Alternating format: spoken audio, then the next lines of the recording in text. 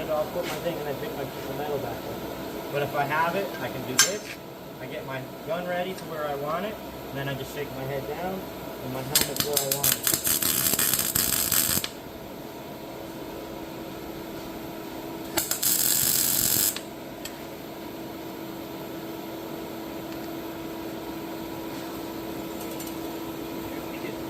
Get it? So, and also here's another thing. Watch with your gun, right?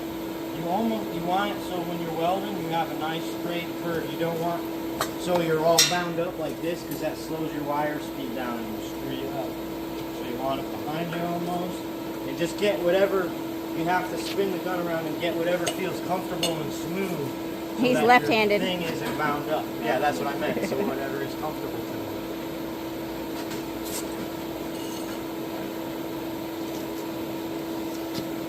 Yep.